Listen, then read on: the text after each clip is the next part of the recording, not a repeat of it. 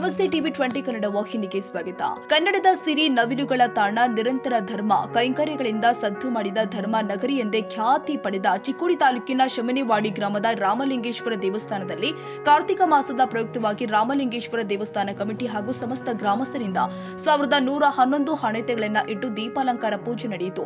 ಸೋಮವಾರ ಸಂಜೆ ರಾಮಲಿಂಗೇಶ್ವರ ದೇವಸ್ಥಾನ ಮುಖ್ಯ ದ್ವಾರದಲ್ಲಿ ಹಾಗೂ ಮಂದಿರ ಪರಿಸರದಲ್ಲಿ ಮುತ್ತೈದೆಯರಿಂದ ವಿವಿಧ ರೀತಿಯ ಭಾವಗಳಲ್ಲಿ ರಂಗೋಲಿಯನ್ನ ಇಟ್ಟು ಮಂದಿರದಲ್ಲಿನ ಆವರಣ ಹಾಗೂ ಸುತ್ತಲಿನ ಪಲ್ಲಕ್ಕಿ ಕಟ್ಟೆ ಮಂದಿರಗಳ ತುಂಬ ದೀಪಾಲಂಕಾರ ಮಾಡಲಾಗಿತ್ತು.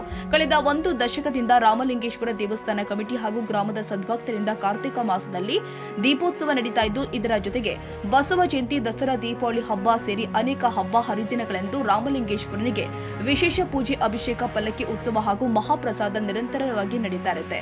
ಪ್ರಸ್ತುತ ಕಾರ್ತಿಕ ದೀಪೋತ್ಸವದಲ್ಲಿ ಬರೋಬ್ಬರಿ 1111 ದೀಪಗಳಿಂದ ರಾಮಲಿಂಗೇಶ್ವರ ದೇವಾಲಯ ಜಗಮಗಿಸ್ತಾ ಇತ್ತು.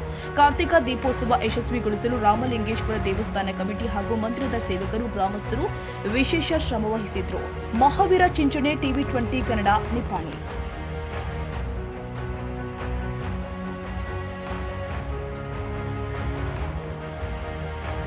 ಕನ್ನಡಿಗರ ಮೆಚ್ಚಿನ ನಿಮ್ಮ ಟಿವಿ 20 ಕನ್ನಡ ವಾಹಿನಿ ಇದೀಗ ಟಿವಿಯಲ್ಲಿ ಲಭ್ಯ.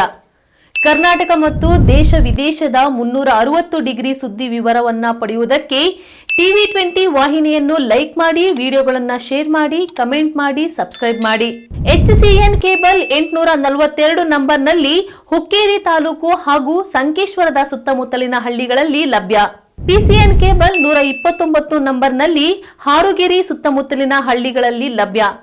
ರಾಯಬಾಗ್ ಡಿಜಿಟಲ್ ಚಾನೆಲ್ ಕೇಬಲ್ 80ನೇ ನಂಬರ್ನಲ್ಲಿ ರಾಯಬಾಗ ತಾಲೂಕಿನ ಸುತ್ತಮುತ್ತಲಿನ ಹಳ್ಳಿಗಳಲ್ಲಿ ಲಭ್ಯ.